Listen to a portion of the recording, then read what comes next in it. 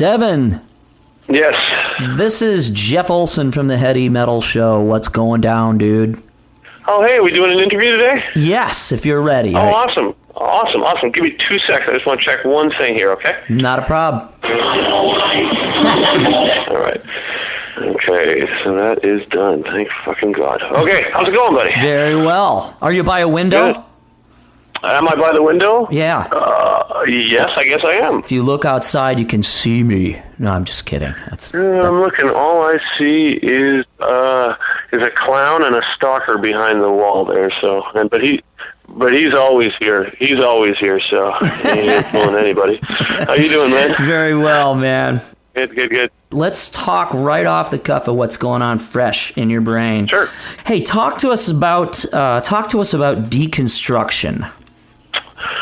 Okay, I think deconstruction, it's essentially no greater than or greater than or less than any of the other 3 records in this 4-record cycle. Cool. However, it's kind of the pinnacle of the whole 4 things because it, in a way, summarizes and exemplifies what I had done previous to this project with Strapping Young Lad, i.e. heavy music. I think the crux of this 4-record process has been, in a lot of ways, trying to understand my motivations for making heavy music, because it does come so naturally.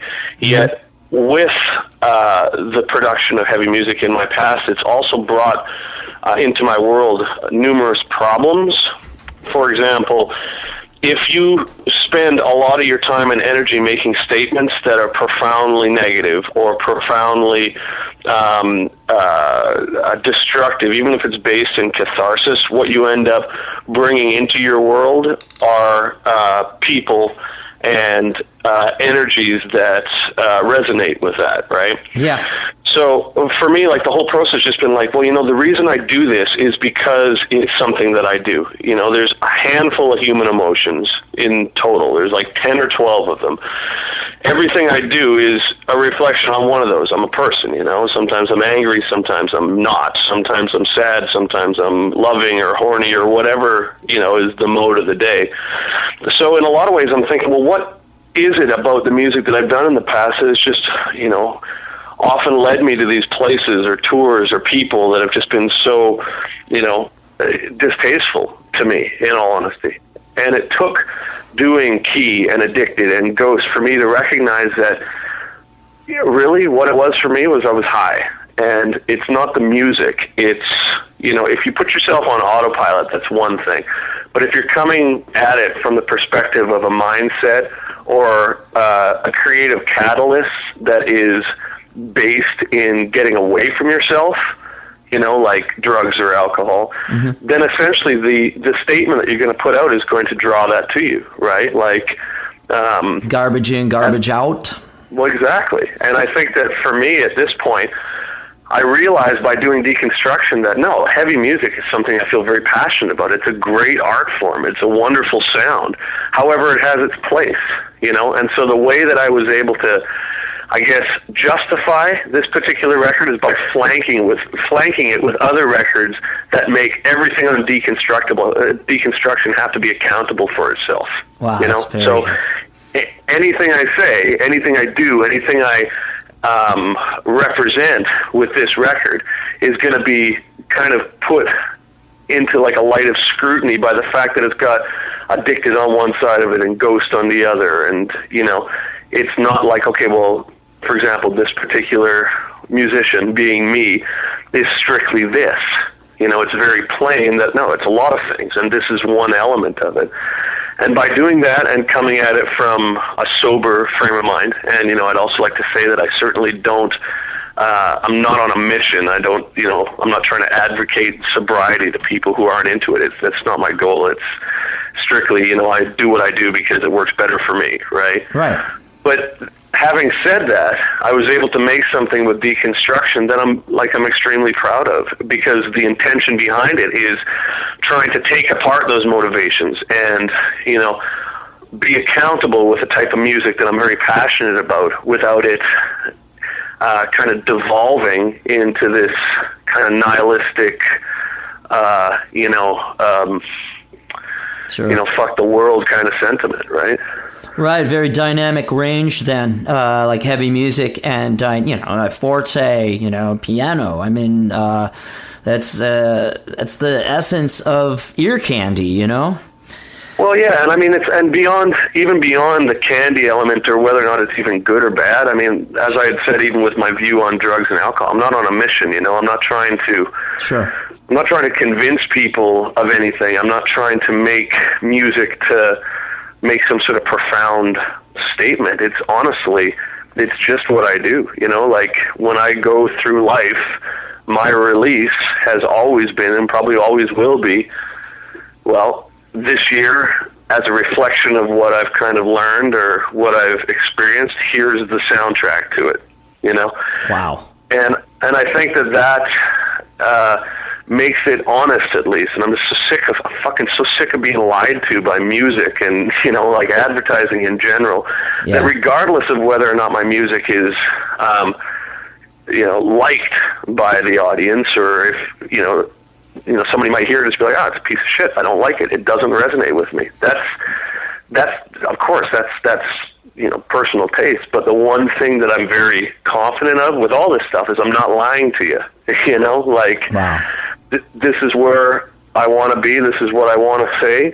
And, when you think about the orchestral elements, like deconstruction, I thought, well, if I'm going to make this statement and if I'm going to, for my own sake, really get into the root of why I make this music, then I want to make it big. I want to do a cannonball off the deep end. I just don't want to stick my big toe in and fuck around with it. Like, let's get people on it that are, almost an endorsement of the project itself, and then put an orchestra and a choir and all this shit.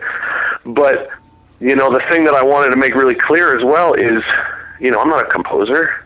I'm a jackass. I just I like Judas Priest when I was a kid, and I've got a good mind for music. But just because I'm using an orchestra or choir, I'm not trying to, make any statement about me as a musician or an artist. I just wanted to do it, and I'm definitely not afraid of failing, right? That's excellent. And I think also with, the guests, I mean, people are just like, well, there's so many guests on this record. Like, what's your intention of that? And, I mean, I'm trying to keep it low-key because I think there's the real immediate kind of impression I think that it gives out. It's like, well, here's a kind of mid to low selling artist that's got a bunch of people on his record that are much more popular than him. Great. You know what I mean? Like, here, please buy my new record. I know you don't like me, but your favorite artist is on it, right? So what I'm trying to do is I'm trying to keep it, not put the names on the cover, not, make it a big deal. The people who are involved have been friends of mine for the most part for a lot of years, right? So it's, I'm sort of taking strength from, friends when I get back into doing something that's just, been a bit of a conflict to me in the long run, right? But again, dude, it's just music and it's not a big deal. Oh, this is great. That's very pure. It's actually very simple to understand, and this is great. I'm seeing changes in all kinds of music, pop music. Might be getting a little more honest because of guys like you, Devin. That's really cool. I'm not trying to flatter you either. That's very honest and very awesome.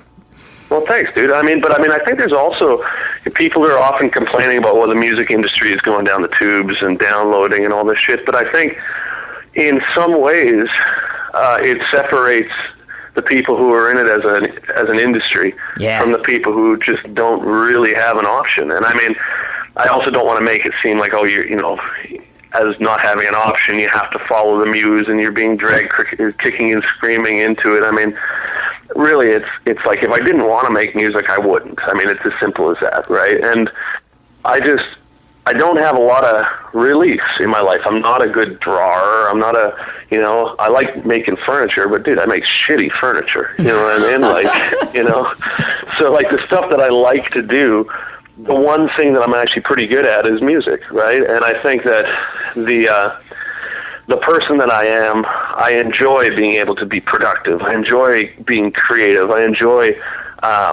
working on a lot of things musically at one time. I enjoy that, right? Yeah. So when I tried to get away from it for a while, when I was quitting smoking and drinking and all that stuff, went through this whole process where I was like, well, if it's inevitable that these sounds, come out of me, then I'm just not going to do it. And that was fine. I didn't do it for a while. I made a bunch of shitty furniture, right? But when I finally got back into doing it, it took that moment or a year or two away from it for me to realize, I'm like, there's no big secret to this. You do it because you love it. And you perform because you like to perform. You like to entertain. And, I'm sure there's some Oedipus or Freudian shit that goes into why people perform or, tell jokes or whatever. But in all honesty, I'm too old to, worry about that. Yeah. I just like it. You know what I mean? Yeah, that's cool. So it's more than an incubation period when you slow down. It's just like, hey, I'm not there right now. I'm going to wait. Yeah. Yeah. Yeah. And I think that there's, there's often these kind of senses that when I was younger, for example, I really thought that what I was doing was important. I thought there was, it's like my art and my music and all this sort of shit, right? And then all of a sudden I had a kid, and I'm just like, fuck, man, it's art, it's music, it's, life's going to go on without it. And so it took, several life changes, quitting the band, quitting drinking, whatever, to come to the terms where it's just like, it's not an inevitable part of your life. It's not a do or die element of your existence. It's what you do, and you enjoy it, and you're lucky to be doing it, so do it. Yeah. But because you're responsible for every fucking thing you do, make sure that what you're saying, you can back it. Because when people start asking you questions about it and you've got no answers, then it's left up to interpretation. And by nature, this music elicits emotional reactions. And so if you can't explain it, you're just bound to be misconstrued, right?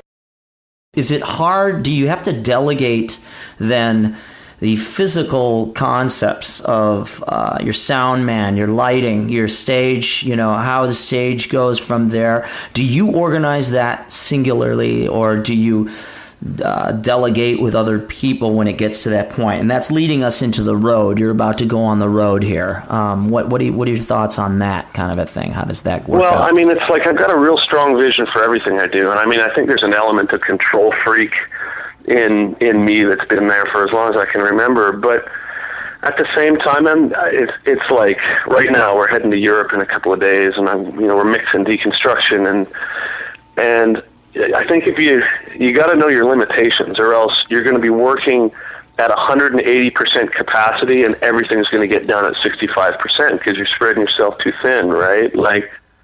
I'm lucky in the fact that I've been working with people throughout this whole thing, and people come and go, right? You have relationships that are healthy and unhealthy, and they kind of move in and out of your life. However, I've been doing it for 20 years, and there's people that I rely on for certain elements of it, right? Where I think, okay, if you're looking at it as here you go, as a Dungeons and Dragons chart, right? What I'm good at, I'm really good at. And what I'm not good at, I'm really not good at, So if I was to say, okay, well, for the sake of the project, I'm going to do everything. I'll do the lights, I'll do the, and for years I've had to multitask and do things I'm not good at just out of necessity. Yeah. But for now, I'm like, look, you're really good at that. In fact, you're way better at that than I am. So why don't you do that? So I can focus on what I do the best. And then hopefully somewhere along the line we'll make a cool team that puts forward something that everybody's involved with, we're all happy with, and ultimately people enjoy more than if it was just, me clamoring onto every element of it, just based on some sort of, need to control it all, right? Sure. Well, that's it, man. That is the essence of a good thing that I wanted you to vent, man. I wanted you to release this all out to us. And on that note, what we do, Devin, here is this kind of a weird thing that you might like or hate. I always throw a weird little comedy thing that has nothing to do with your interview. Sure. I had a little trumpet and a thing onto it, and it's the comedy question. Well, it's not really... Okay, hit me. Right on. It's scientific. Okay. Here it is, $1 million, dude, that I don't have. Which of these geological periods came first? Oh, dude, you were going to be keeping $1 million. I'll tell you that right off the bat. But hit me. Okay. The Cretaceous, the Devonian. This is your period. The Devonian and the Silurian or the Triassic. And those four, you don't have to give me an order. Which one do you think came first, Devin? Well, the Devonian is the present one as far as I'm concerned. Nice. So that gets rid of that one. The Cretaceous, that's got to have something to do with crustaceans, and they've been around for a while. Big-ass motherfucking bugs. So it's going to be one of the last two is the one I'm going to choose. And the one that starts with a T reminds me of something that I learned when I really liked dinosaurs when I was 5, so I'm going to go with that. Oh, man, you just missed it, dude. Really? It is the C, S one? the Silurian. The Silurian one. Yeah. I told you, man, here's the thing, is like, I'm gonna go on record here saying I totally knew that, but I just wanted you to keep the money, bro. That's awesome, dude. That is so great. It's so great to chat with you today. Let's just close it like this. Is there anything else you'd like to say as far as Metal Messiah listeners that are out there? Do it in your own way, Dev. Of course you will. I mean, and just have fun with this last section. What would you like the listeners out there to hear from you right now as we end this? Oh, God. If you're not getting laid, join the club. And I guess the bottom line would be when shit's like getting rough, just remember worse shit has happened to better people. That's great, man. Oh, man, thank you, and have a great tour. And we really appreciate here on the show. And we will post it on our little website, Heady Metal, with JeffOlson.com. I like it, dude. I like it. Yeah. Awesome, man. Cool. It's been a great talk, man. I hope you have a great day, and thanks for the interview, brother. All right, man. Talk to you later. Cheers.